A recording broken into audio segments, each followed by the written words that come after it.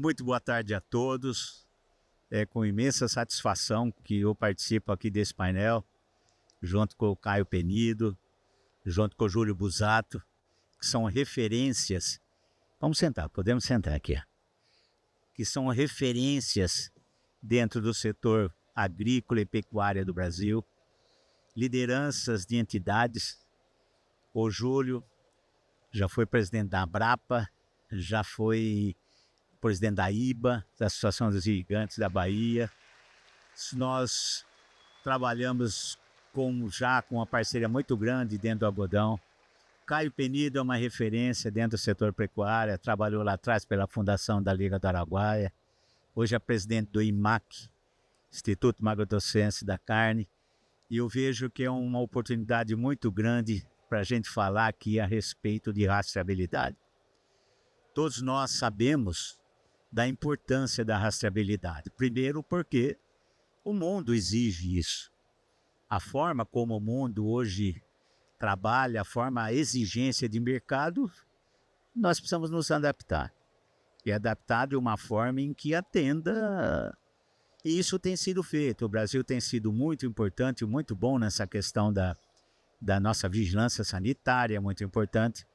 Os critérios que nós usamos hoje aqui dentro do ABR, do Brasil, do BR, ele é mais rígido até do que o do BCI no algodão.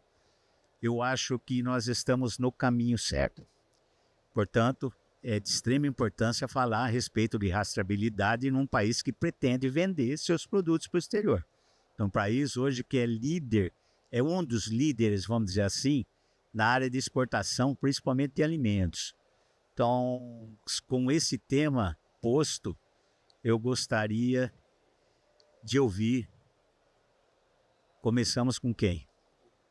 O Caio começa a falar um pouquinho. Caio, fale um pouquinho da sua história, por favor, fale para a gente. Faço a apresentação? Isso. Passador. Fala um pouquinho da sua história, da criação, do IMAC, da rastreabilidade, o quanto da importância dentro do setor pecuário, que hoje nós temos uma liderança muito forte, e isso é importante para que todo mundo conheça e saiba o trabalho que você desenvolve no IMAC, que ao longo da sua história você já fez como produtor de carne, como pecuarista, nato, e também com a liderança que você fez desde a fundação da Liga do Araguaia, que era só de produtores, e dentro desse contexto geral do Instituto Mato-Grossense da Carne. Por favor, Caio, a palavra é sua. Obrigado, Sérgio. Um prazer estar aqui. Nosso presidente aí da Sociedade Rural Brasileira, Júlio, um prazer conhecê-lo também. Hoje sou presidente do IMAC, né, que é o Instituto Mato-Grossense da Carne, mas minha trajetória começou como produtor. Né? Meu avô, desde pequeno, em fazendas aqui em São Paulo, e desde 78 no estado de Mato Grosso, no município de Querência, hoje em Querência e Cocalinho. E nas fazendas eu já tive esse contato forte com a produção e também com a conservação, em contato com a natureza, e percebendo um pouco essas injustiças, né, Sérgio e Júlia? O setor nosso, o agronegócio como um todo, criminalizado, sendo vilão, né, do desmatamento. E o que eu via na fazenda, na verdade, era a conservação, eram pessoas simples, eram pessoas trabalhando, animais silvestres, né, em contato com os animais exóticos. E foi dando uma espécie de revolta, né? Quando a gente foi crescendo, essa revolta coletiva dos produtores no entorno ali do Vale do Araguaia, a gente criou a Liga do Araguaia, um movimento para trabalhar essa questão da reputação, né, do pecuarista, mas também fomentar o mercado de carbono. Então criamos o projeto Carbono Araguaia, neutralizamos uma parte das emissões das Olimpíadas. Depois me tornei presidente do GTPS, que é o Grupo de Trabalho da Pecuária Sustentável, né, que hoje é a Mesa Brasileira da Pecuária Sustentável, onde eu consegui entender muito melhor esse nosso problema de reputação e a dificuldade em avançar, né? No GTPS tinham várias categorias, os produtores, as indústrias frigoríficas, os bancos, mas também as ONGs, né, varejo e restaurantes, insumos e serviços. Então, consegui diagnosticar um pouco essa questão, algumas ONGs internacionais, né, às vezes financiadas por concorrentes nossos, países que disputam o mercado global com a nossa proteína animal, com os nossos grãos, e percebi que era uma estratégia dessas organizações financiar esses fóruns no Brasil, direcionar esses fóruns para o interesse deles, que é o desmatamento zero, né? Então, essa virou uma bandeira importante para a minha vida, assim, de combater, né, essa difamação e também essa campanha do desmatamento zero, né? Explicando que a gente tem a maior biodiversidade do planeta, que temos 66% do território destinado à conservação, temos um clima tropical, proporciona uma produção baixo carbono, né? Então, o que a gente tem que fazer aqui é cumprir o Código Florestal, combater o desmatamento ilegal, né? E fortalecer a valorização do crédito de carbono e do crédito de biodiversidade, né?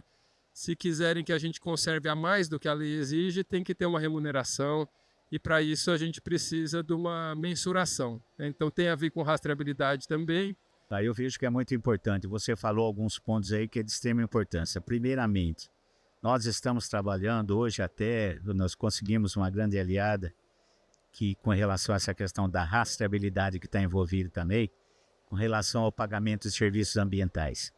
A ministra Tereza Cristina estava aqui, a Sociedade Rural Brasileira acampou essa causa. Nós não temos nenhuma dificuldade em entender que nós prestamos um grande serviço para a humanidade, e o próximo passo vai ser isso, o produtor ser remunerado por aquilo que preserva também. Eu acho que tem muito a ver com tudo que você também está fazendo. Mas eu queria agora passar a palavra para o Júlio Busato. O Júlio Busato é uma referência, principalmente para a agricultura nordestina, pelo trabalho que ele, a família dele fez lá no Oeste Baiano, que hoje é uma referência para o Brasil todo e uma referência para o mundo. Nós já temos, a minha família e o do Júlio, já temos uma relação de amizade muito grande e uma admiração muito grande pelo trabalho que ele fez lá e com a família dele. Portanto, Júlio, eu gostaria que você fizesse aí um apanhado geral da história sua, da sua família, e o que é que vocês fazem hoje, e falar também como ex-presidente e atuante, liderança classista da Abrapa, você colocar um pouco a respeito da importância e da rastreabilidade e da qualificação do nosso algodão, Júlio, tá bom? A palavra é sua, Júlio. Obrigado, Sérgio. Boa tarde a todos.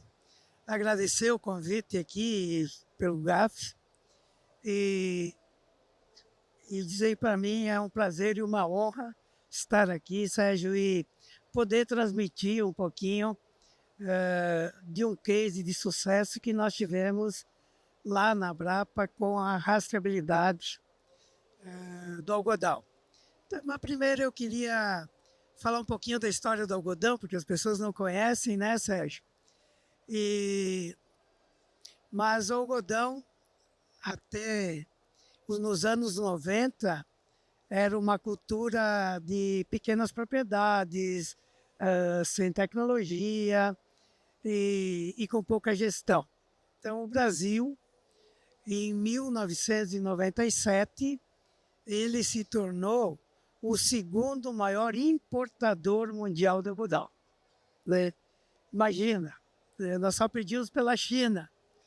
Então, aí, em 99, houve uma mudança no sistema de plantio. Eu, inclusive, comecei a plantar algodão em 1997, né? Então eu já tenho uma longa história também. Mas aí um algodão em alta escala, um algodão com tecnologia e um algodão com gestão, tanto em serviço como pessoas, como nessa parte ambiental que o Caio falou aqui.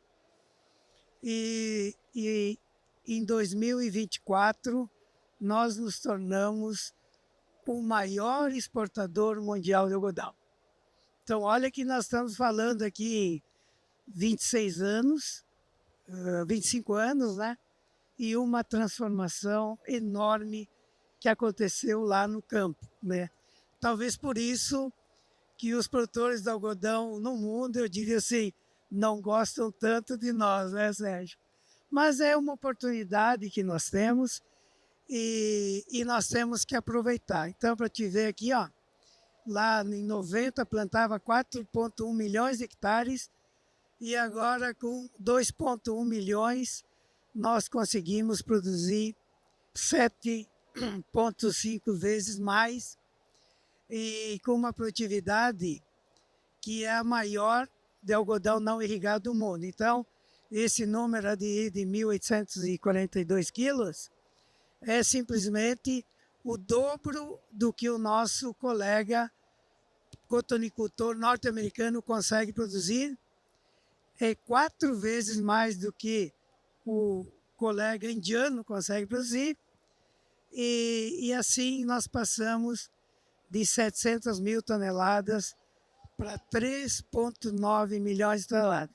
Devemos chegar a 4 agora. Então, mas nós tínhamos um problema.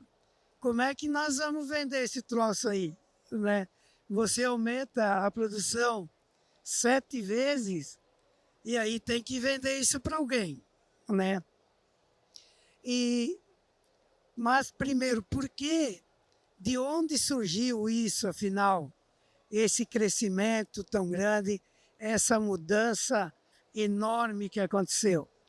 Eu atribuo ao surgimento da Abrapa, né, que é onde os cotonicultores brasileiros se uniram. São 9 associações, 99% da área plantada, 100% do algodão exportado pelo Brasil é de associados da Abrapa. E aí nós criamos todas essas letrinhas aí, né, Sérgio? Mas assim, nós temos os pilares de sustentabilidade, que é o algodão brasileiro responsável, em parceria com o Better Cotton, o ABR-UBA, que certifica as unidades de beneficiamento, as algodoeiras, e o ABR-LOG, que certifica as empresas exportadoras de algodão. Na parte da qualidade é o SBR-HVI, que é a parte de laboratório, e na promoção, 2 grandes programas, que se der tempo eu queria falar um pouquinho do Sou do Algodão e principalmente do Cotton Brasil, que nós criamos em 2020, na minha gestão, né, junto com minha diretoria, que era justamente para ir buscar mercado para o algodão que nós estávamos produzindo, senão não ia adiantar de nada produzir. E o SAI, que é o Sistema Abrapa de Informação, que é o programa mais antigo e que é justamente a rastreabilidade. Então, nós já vínhamos trabalhando isso, Caio, desde 2004. Né? É o programa mais velho que tem, sabendo da importância que isso tem. Né? E aonde estava o nosso mercado? Aqui na Ásia. 91% das importações globais de algodão estão nesses 9 países e que aí nós atingimos esses 9 países com o Cotton Brasil. E o que é o Cotton Brasil? Foi uma associação da Abrapa com a Apex, com o MRE, junto com nossos embaixadores, com o Ministério da Agricultura. E, Sérgio, nós somos nesses 9 países dizer o seguinte: olha, nós temos algodão de qualidade, nós temos algodão em quantidade, que nós somos o maior exportador mundial, nós temos sustentabilidade pelo programa Algodão Brasileiro Responsável e nós temos rastreabilidade, que é identificar o fardo de algodão um por um. Quer dizer, esse ano vão ser 20 milhões de fardos que o Brasil vai produzir e cada um tem a sua identidade, né? E quando nós fizemos uma pesquisa lá fora, as letrinhas tão pequenas aí, mas o que o comprador de algodão quer, que é a fiação. Primeiro, qualidade, e segundo, rastreabilidade, sustentabilidade. Né? E aí nós fizemos uma coisa única no mundo, né? Se você apontar o QR Code do seu celular agora aí, você vai receber toda a informação do fardo.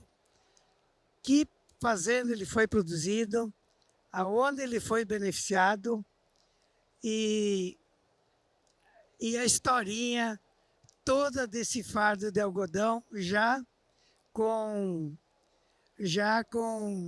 as mensagens, né, que combina rastreabilidade e sustentabilidade, já traz se ele é ABR ou não, já traz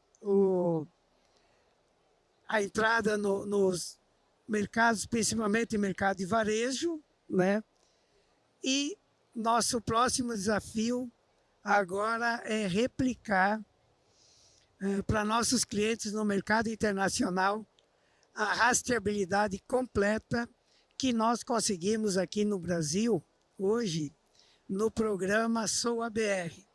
Então você vai numa loja, passa o QR Code e aí vai ter a informação de quem produziu aquele fardo de algodão, aonde ele foi produzido, aonde foi beneficiado, aonde foi feito o fio, aonde foi feito o tecido, aonde foi feita a roupa, até o cabide da loja. Então, para ver que nós evoluímos muito nessa questão e pela importância que ela tem no mercado mundial. E olha, estamos colhendo os frutos, Sérgio. Eu dizia que num curto período de tempo nós íamos ser os maiores exportadores mundial e o período foi mais curto do que eu imaginava, né?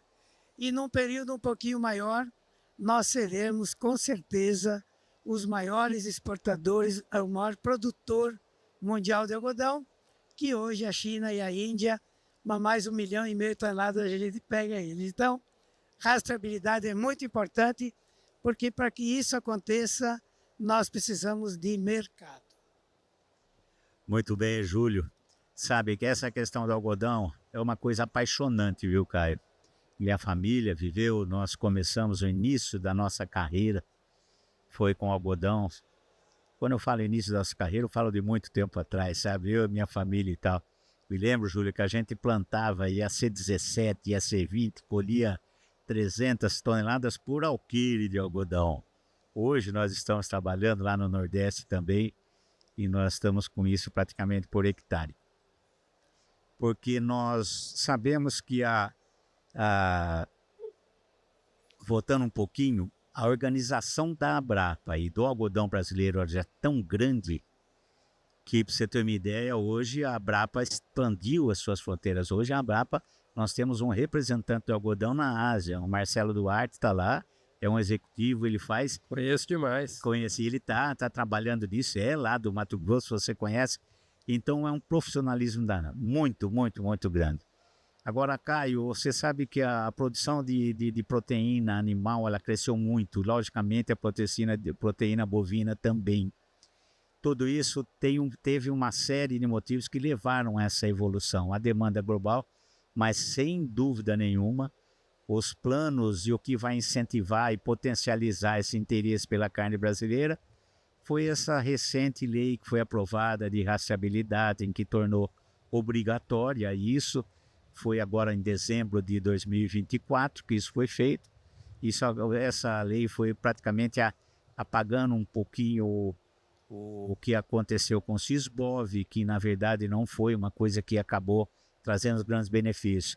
Eu gostaria que você pudesse falar, Caio, para a gente esse modelo da rastreabilidade, o que isso acrescenta, o que isso agrega para o produtor, para o pecuarista brasileiro, Caio.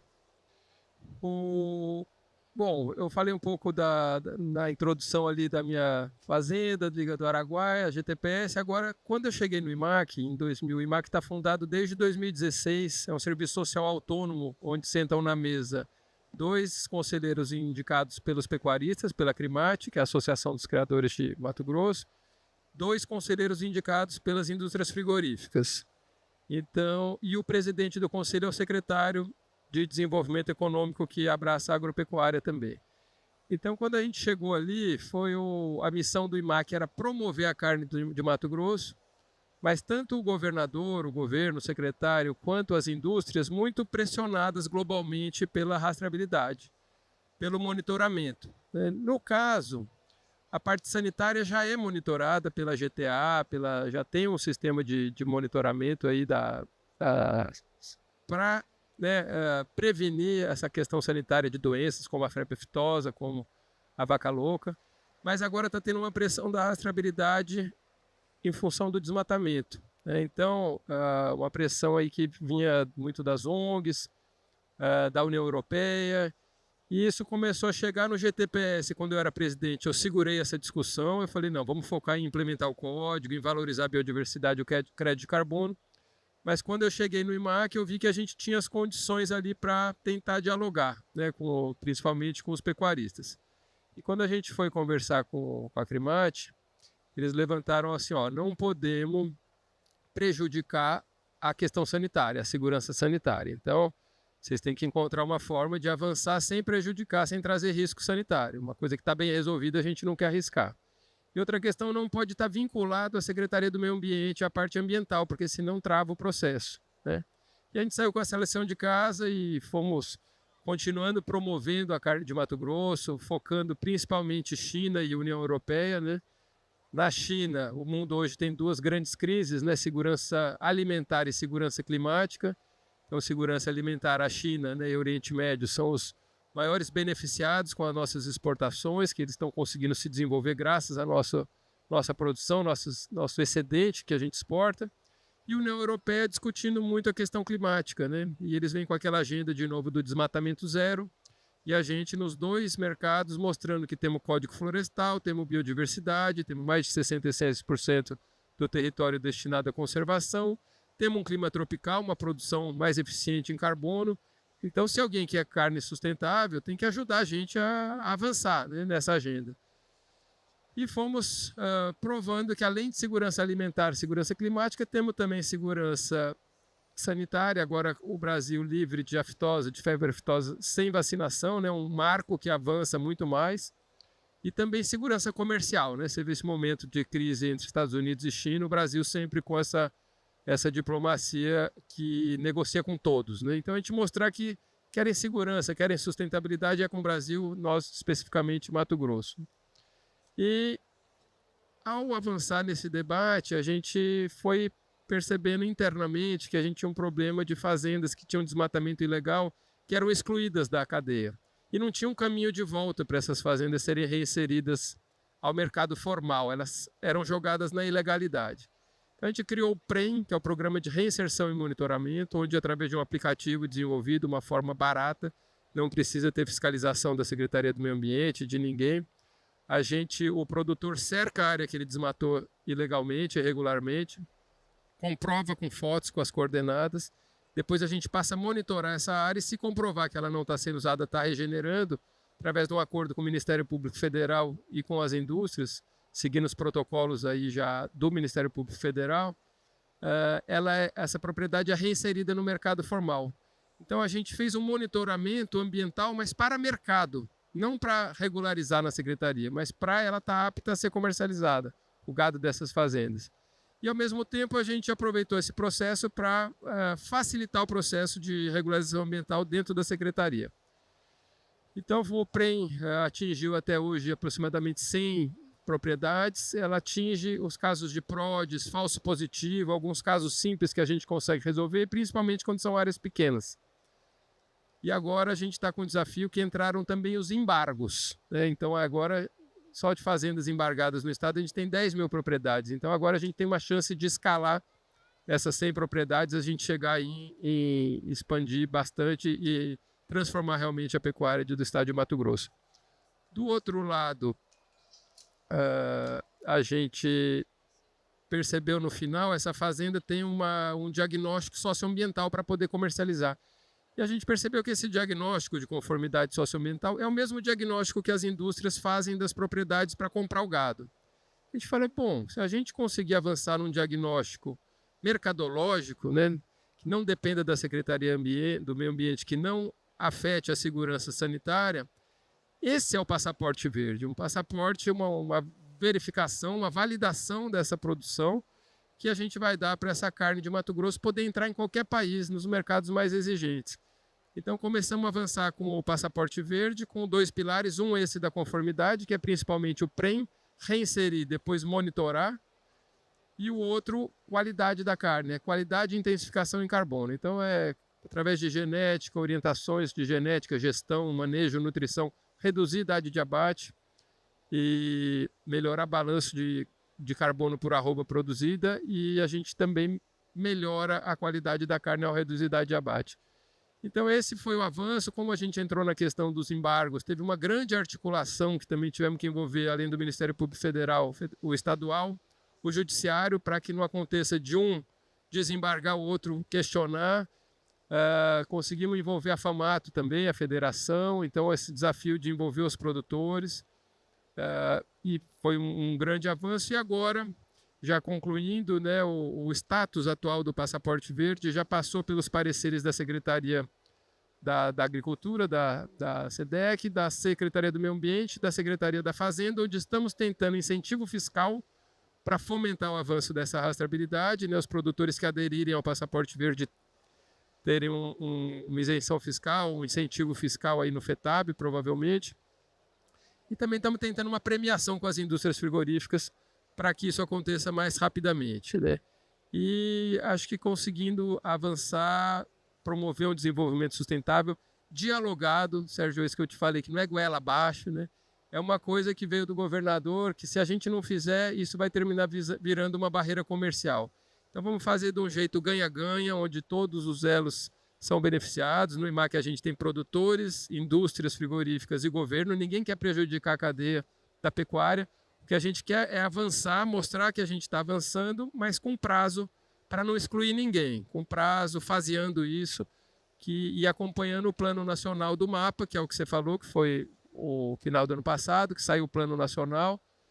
Então, que chega em 2030, a gente pretende chegar em 2030 e provavelmente em 29, 30 com pelo menos 50% do rebanho de Mato Grosso com a identificação individual, que vai ajudar tanto nesse monitoramento socioambiental, quanto também para acessar mercados mais específicos. Eu acho que estamos conseguindo avançar bem.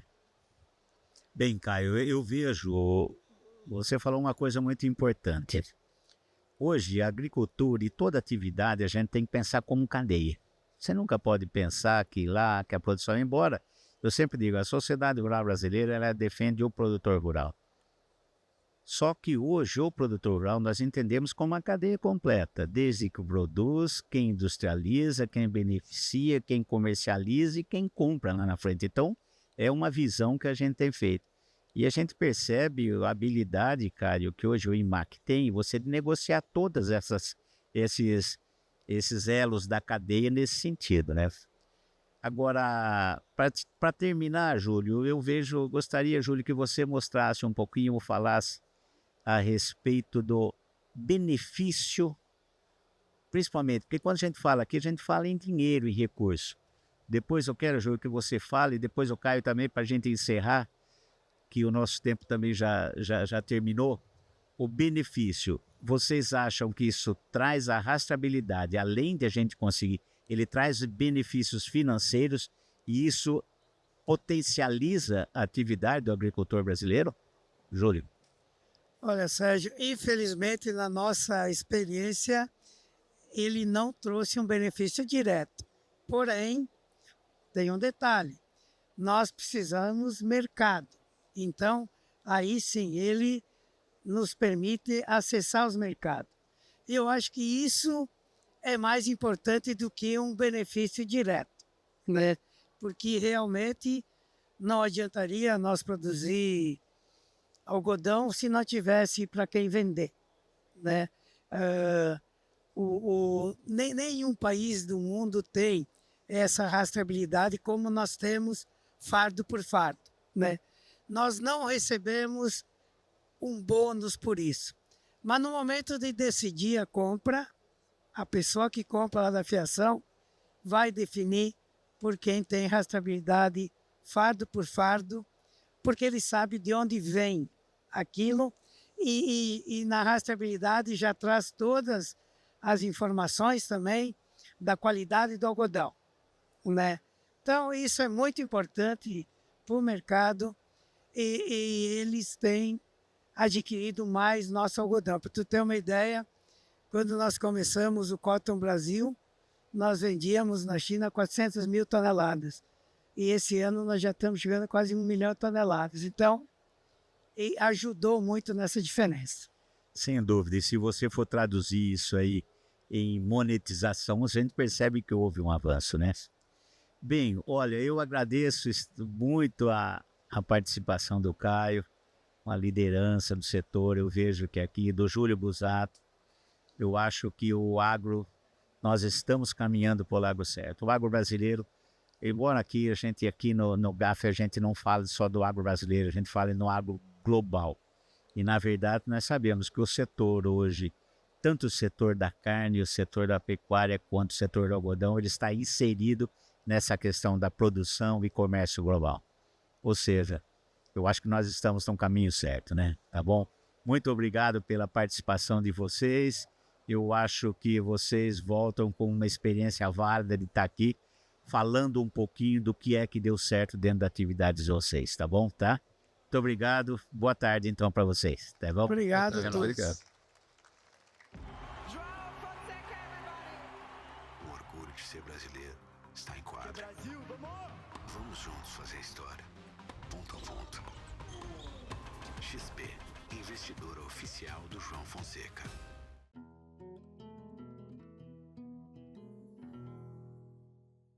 AgriConnection. Ative a rede que vai transformar o agro.